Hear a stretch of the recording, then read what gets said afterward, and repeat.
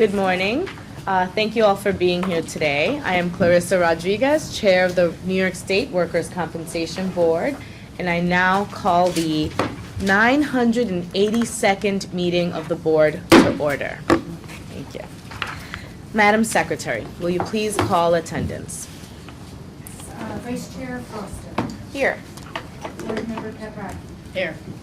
Board Member Higgins. Here. Board Member Logan. Here. Board Member Williams. Here. Board Member Hall. Here. Board Member Ossoly. Here. Board Member Crave. Here. Board Member Stasko. Here. Board Member Tavares. Here. Board Member Caginelli. Here. Board Member Delon. Here. Chair, all members are present. Okay, thank you so much. Agenda item 1, approval of the October 2018 meeting minutes. You have all received a copy of the October meetings for your review. Are there any questions or need for discussion? Move to approve. Okay, thank you. All in favor? Aye. All opposed? I am also a yes, that motion is passed. Thank you. Agenda item 2, Office of General Counsel's Departmental Report. General Counsel David Wertheim will now present the statistical and informational report for October. Thank you. Good morning, Chair, Vice Chair, members, and guests and colleagues. Good morning. Here's a report for October 2019 for those divisions that resolved issues in the board. First, adjudication, there were 18,066 hearings held in October, 11,448 cases fully resolved at the hearing, with 476 reserved decisions being issued. There were 2,646 waiver agreements finalized, 2,070 by hearing process, and 576 by desk approval process. In terms of memoranda of decisions in the Administrative Review Division, there were 1,049 applications received in October, 1,261 applications processed, leaving an inventory at end of month of 2,330, with over 95% of applications being finalized within 6 months of the application. In terms of the Legal Affairs Division, there were 163 full board review applications received, 202 processed in October, leaving an end-of-month case inventory of 219. That concludes the statistical report. Of course, I would take any questions. Okay, thank you. May I have a motion to Motion accept the to report? accept. Thank you. A second. Thank you. All in favor? Aye. All opposed? I am also a yes, that motion is passed. Thank you. Agenda item 3, license applications. Elizabeth Lott of the Office of General Counsel will now present any licensing applications. Good morning, Chair, Vice Chair, board members, colleagues. You have before you the recommendations from the assigned board panel regarding the licensing applications listed in Part 3 of today's agenda. Section 24A, Colleen Collins, 3-year renewal. Mark Berman, 3-year renewal. Section 53B, Chesterfield Services NY Inc., 3-year renewal. FCS Administrators Inc., 3-year renewal. Section 53-D, Custard Insurance Adjusters Inc., 3-year renewal. Veritas Administrators 2 LLC, hold until December's meeting. I present these recommendations to the board for your consideration. Okay. Are there any questions or need for discussion? May I have a motion to accept the recommendations? Okay, second. Thank you. All in favor? Aye. All opposed? I'm also a yes, that motion is passed. Thank you. Thank you, Elizabeth. Okay.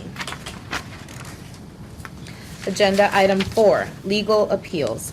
General Counsel David Wertheim will now present the recommendations concerning decisions by the Appellate Division. Thank you again, Chair. From the time of the October board meeting, the Appellate Division 3rd Department issued 4 decisions with respect to workers' compensation claims. Set forth at item 4, there was one affirmance, 2 decisions were reversals, and there was 1 dismissal. It's the recommendation of General Counsel that all of the decisions of the court be adopted as the decisions of the board. Okay, may I have a motion to accept the recommendations? Second. Thank you. Okay, all in favor? Aye. All opposed? I am also a yes, that motion is passed. Thank you. Agenda item 5, mandatory full board review. 5A, George Mulholland, DBA Mulholland Chores, case number 00829804.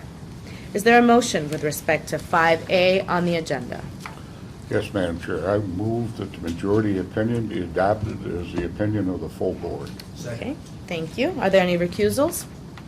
Is there any opposition to the motion? Okay, seeing no opposition, all in favor? Aye. All opposed? I am also a yes, that motion is passed, thank you. 5B, Village of Garden City.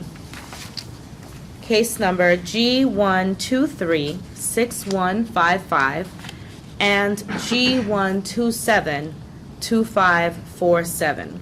Is there a motion with respect to 5B on the agenda? Yes, Madam Chair, I would move that the majority opinion be adopted as the opinion of the full board. Is there a second? Second. Thank you. Are there any recusals? Is there any opposition to the motion? Seeing no opposition, all in favor? Aye. All opposed? I am also a yes, that motion is passed. Thank you. 5C, Shishido Americas Corporation.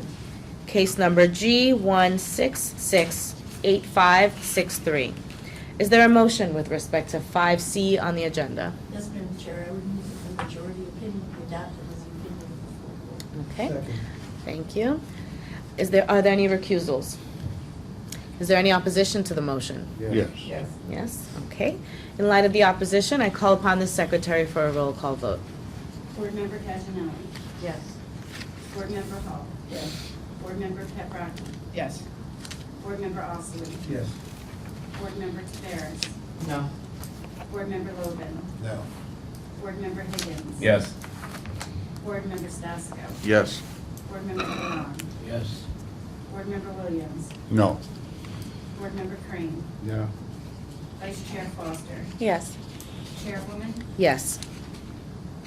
that motion is carried 9-4. Okay, thank you. 5D, Community Service for the Developmentally Disabled Incorporated. Case number G1899452. Is there a motion with respect to 5D on the agenda? Yes, Madam Chair. I move that the opinion of the majority be adopted as the opinion of the full board. Is there a second? Second. Thank you. Are there any recusals? Is there any opposition to the motion? Seeing no opposition, all in favor? Aye. All opposed? That motion is passed. Thank you. 5E, New York State Catholic Health. Case number G1128998. Is there a motion with respect to 5E on the agenda? Yes, Madam Chair, I move that the decision of the board panel be adopted as the opinion of the full board. Okay, is there a second? Second. Are there any recusals? Is there any opposition to the motion? Okay, seeing no opposition, all in favor? Aye. All opposed? I am also a yes, that motion is passed. Thank you. And finally, 5F, Solco Plumbing Supply. Case number G1223178.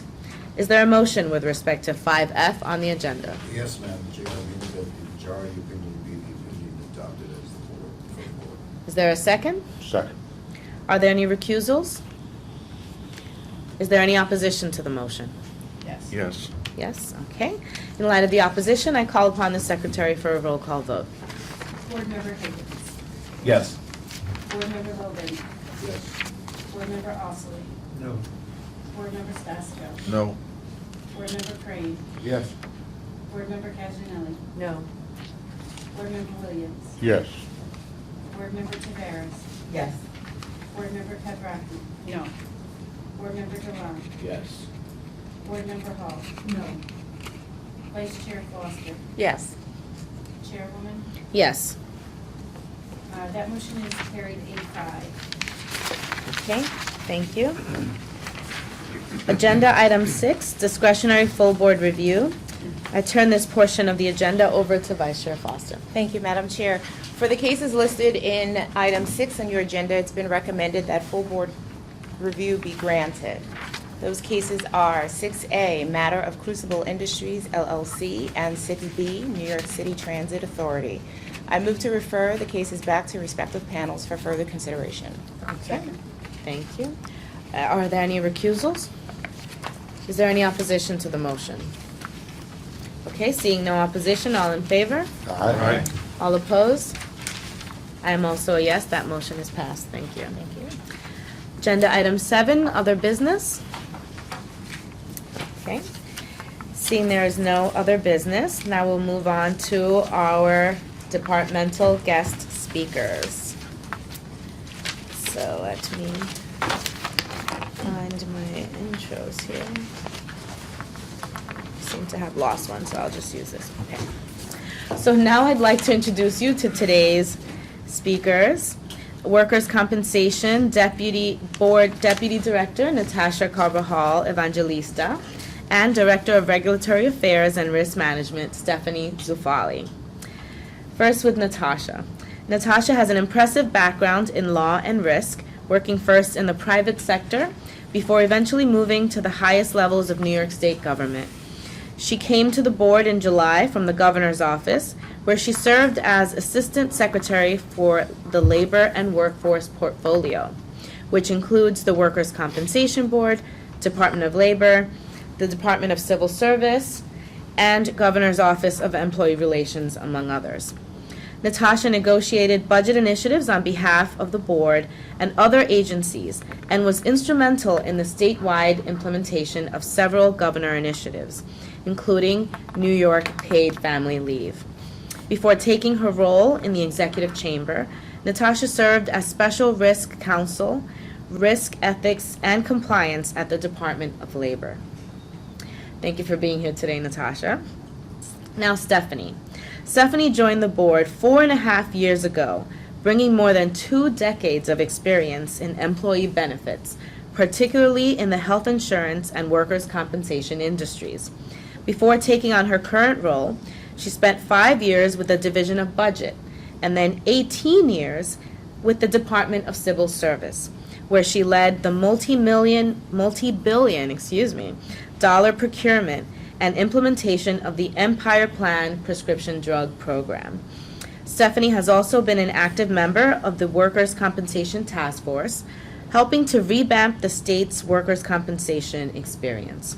Prior to joining state government, she worked for 5 years as a certified public accountant for KPMG in the government, banking, and manufacturing sectors, as well as individual and corporate taxation. Please join me in welcoming Natasha and Stephanie as they discuss the board's work on regulatory affairs and risk management. Thank you for being here, ladies.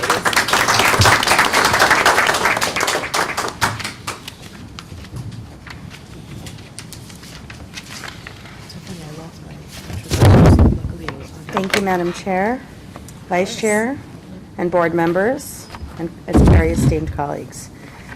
I'm going to start today, my name is Natasha Carbajal Evangelista, and I'm going to start today with an explanation and an introduction of the Regulatory Affairs Division. Before I get into that, I do want to just highlight a couple of other pieces of my background that I think have facilitated my coming here and for which I'm incredibly grateful. As the chairwoman noted, I was able to participate in the negotiation of New York State's historic paid family leave program, as well as the $15 minimum wage. And those experiences were made possible because I had previously served as special counsel under the governor. Before coming to state service, I did spend 5 years in private practice as a litigator, focusing on international bankruptcy matters, as counsel to the trustee in the Madoff liquidation and other matters when I had time. And prior to that, I did serve as the judicial law clerk to 2 judges in the Eastern and Southern Districts of New York, including the Chief Judge of the Southern District when he was presiding over the Enron and WorldCom liquidations. So those were incredible experiences, but nothing like paid family leave. So about our wonderful division, and I have to echo the chair's comments on our Director of Regulatory Affairs and Risk Management, Stephanie Zufali. She is instrumental and critical to my ability to succeed here, and she holds down the majority of our portfolio. So the Regulatory Affairs Division, you'll see here in the most recent organizational chart for the board, has 3 bureaus: Regulatory Affairs, Integrated Services, and Risk Management. Within those 3 bureaus, there are 7 sections. I'll cover the first 3, which are paid family leave, return to work, and what's known as rehab and social services on the chart, but we've re-entitled Integrated Services. And then Stephanie will cover Regulatory Affairs, Research and Data Analysis, Internal Audit, and Internal Controls. We don't do anything all day. So let me start with paid family leave. In 2016, Governor Cuomo signed into law the strongest paid family leave law in the nation. And this agency has the pleasure and the great honor of serving as the lead anchor agency. And the benefit for just as a quick background is fully employee paid and an insurance benefit that serves as a rider to disability insurance, short-term disability insurance. In 2021, when the benefit is fully phased in, it started phasing in last year in 2018, the benefit will provide New York workers 12 weeks of job-protected paid leave at 67% of their pay, up to 67% of the statewide average weekly wage. The regulation of this benefit and the way it has rolled out was in large part due to this agency and the hard work not only of the Office of General Counsel, which took a incredible laboring oar, but also the outreach team here at the board. We have been coordinating over 21 other state agencies' efforts in getting the word out, regulating and monitoring this benefit. And the board specifically has provided assistance to employers to ensure that they comply, as well as direction and assistance to public employers who have to opt into the benefit and those employers that self-insure. The board also regulates and oversees the system's performance and arbitration and discrimination matters, as well, again, as an incredible amount of outreach. And our press team is here, our outreach team is here, and they definitely deserve a huge kudos. Our website, which was state-of-the-art when it was launched by this team, has, as of January of this year, so it's many, many more, over 5 million views. And I'm very proud to report that in August we published our first annual report for the program covering the year 2018, and noted that 8.5 million New Yorkers who did not have any kind of paid benefit before now were covered under paid family leave, and over 125,000 claims were filed in that first year. I believe that's a great number. So we are incredibly proud to work on this, and will continue to implement it as the benefit is fully phased in. The section of integrated services, I'm still working on my lingo, it's only 4 months that I'm here. It includes what was traditionally called vocational rehab and social services. On the vocational rehabilitation side, we have 5 vocational rehab counselors across the state who work with claimants to assess their needs and assess what kind of resources might be appropriate for them, as well as what kind of vocational rehabilitation training they might need. We coordinate with other state agencies and local providers to assist the workers and follow up with them and help them return to work. On the social services side, we have 6 licensed master social workers across the state who are critical to dealing with the challenges that a lot of these injured workers face. They assist them by offering them not only advocacy but referrals, helping them in critical moments when they're unable to gather the resources that they need. They also do provide whatever supporting documentation the workers might need to gather other benefits. And finally, return to work. We are undergoing an analysis and a series of updates to the board's return to work resources. Return to where we're thinking about it in a broader way. Return to work, stay at work, trying to make sure that we are modernizing the resources that are available to workers, but employers as well. And thank you to the board members that have provided us guidance in that space as well. We want to make sure that we have the strongest of referral pipelines for injured workers and for businesses as well, and are collaborating with other state agencies and offices. We are considering and would love feedback and thoughts on issues including labor market attachment and likely classification. And now I will pass it over to Stephanie. Good morning. All right, so the next area is called Regulatory Affairs. It's really our fraud and abuse team. The fraud and abuse team currently has 7 staff members who are responsible for analyzing the board's data to identify anomalies and unusual patterns in the stakeholder data. The team uses various tools and resources to research anomalies and then will possibly make a referral to the Inspector General if there's a potential criminal element, or to the Office of General Counsel. Recently, we've also started collaborating with the New York State Insurance Fund on certain issues to use our combined resources to further develop cases for possible referral.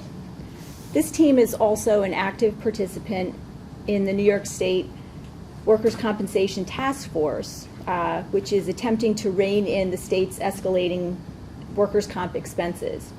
We work with the Division of Budget, Governor's Office of Employee Relations, Department of Civil Service, and the New York State Insurance Fund to identify and implement process improvements. Also, in the past year, the team also took an active role in monitoring IME entities. We work with the Medical Director's Office to help evaluate IME entity registration and renewal applications, along with other information that we have collected from them. Next is internal audit and internal controls.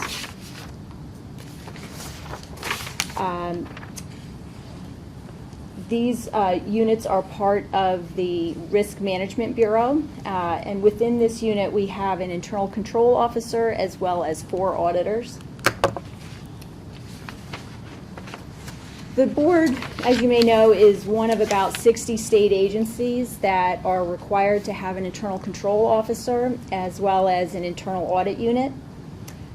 This unit's role is to enhance the integrity of government operations, provide reasonable oversight of state operations, and promote compliance with laws, regulations, policies to ensure state funds and resources are used efficiently and effectively. Our internal audit team is fairly new. It's been rebuilding after several recent transfers and retirements. Once fully trained and operational, we expect that 3 to 4 audits will be completed per year, as well as required testing through the Office of State Controller as part of their annual certification process.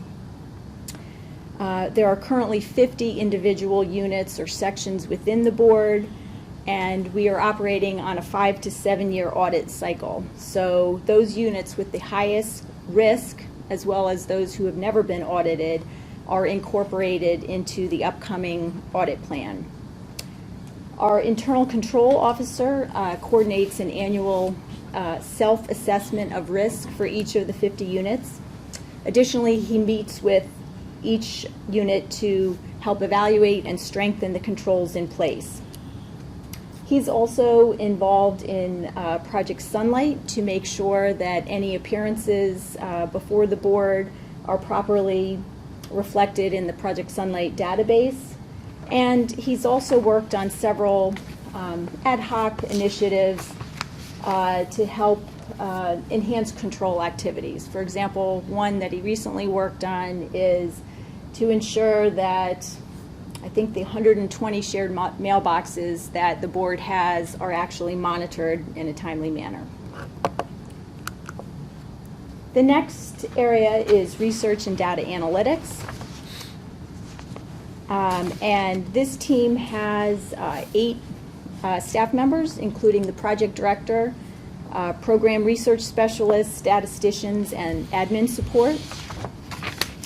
As you may know, in the past year, this team has spent a large effort to prepare the 2018 IME utilization study, as well as to support the data needs for the IME Advisory Committee throughout the monthly meetings this past year.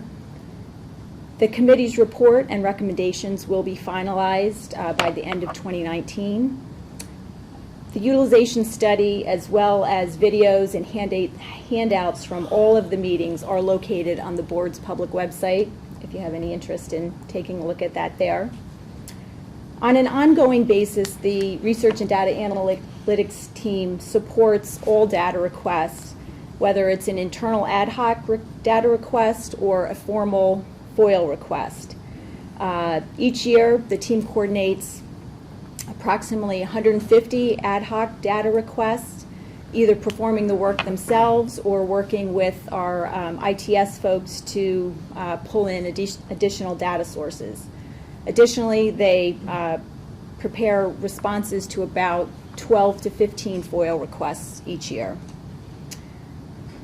The research and data analytics team is also responsible for pulling together 2 statutory reports. The first is the annual report, which is due on February 1st each year, and the second is the safety net report, which is due on December 1st. During last year, they've also been very involved in putting together executive dashboards. So in the next series of slides, I'll show you some excerpts of the 2018 annual report, as well as the new dashboards and some of the key capabilities that we're able to share. Okay. So this is a snap of the claims assembled and reopened from the 2018 annual report. Shows the historical trend from 2014 to 18 in the number of claims assembled and reopened.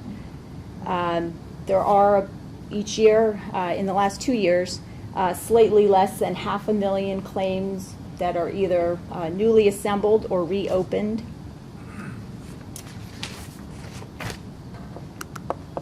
This is a slide from the reopened claims dashboard from last week. So in addition to being able to show the historical trend of reopened claims, we can also look at the trend during the past 6 months, how long a claim was closed with no further action before it was reopened, what type of claims are being reopened each month. For example, is it medical or a temporary impairment? So a lot more capability other than what we've previously shown in the annual report.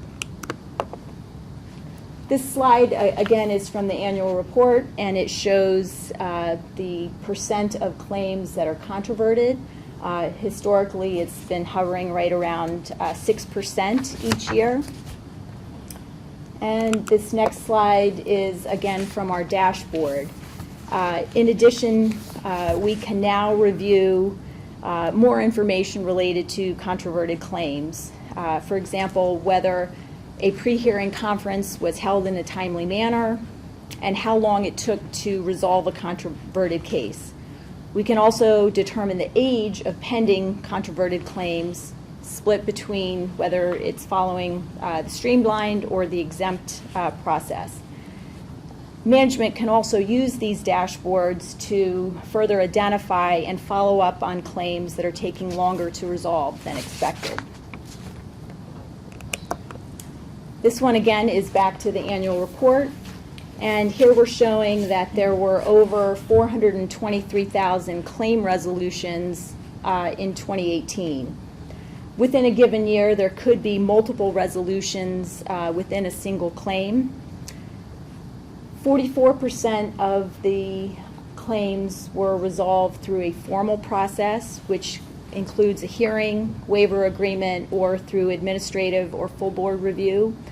and the remaining 56% were resolved through an informal process, which includes conciliation, administrative determinations, and desk determinations.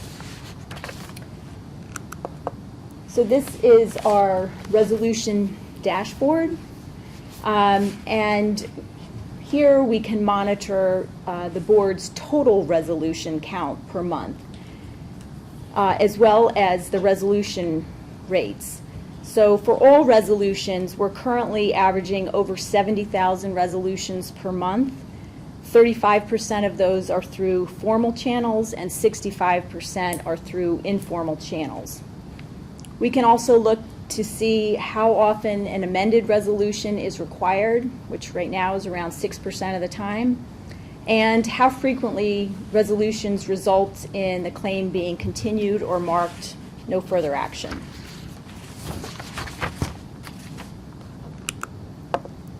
Again, from the annual report, we can see the number of hearings held in each of the district offices. In 2018, there were over 276,000 hearings related to 174,000 distinct claims. Again, from the annual report, we show the last 10 years of hearing counts.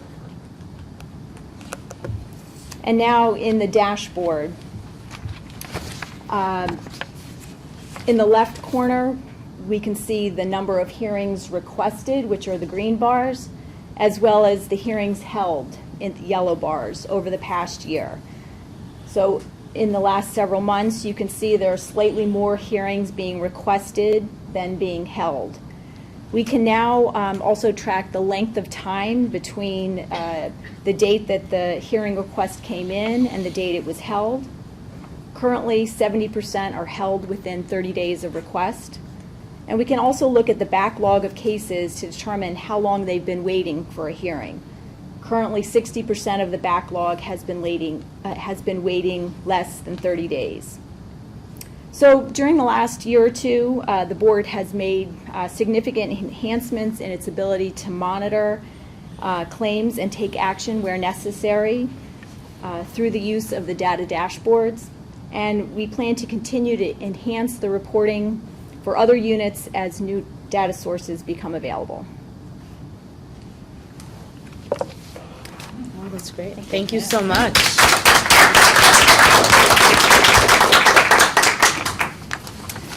Okay. Last point of order, adjourning the meeting. May I have a motion to adjourn the meeting? Motion to adjourn. Okay. Second. Thank you. All in favor? Aye. All opposed? I'm also a yes. Thank you. Meeting adjourned.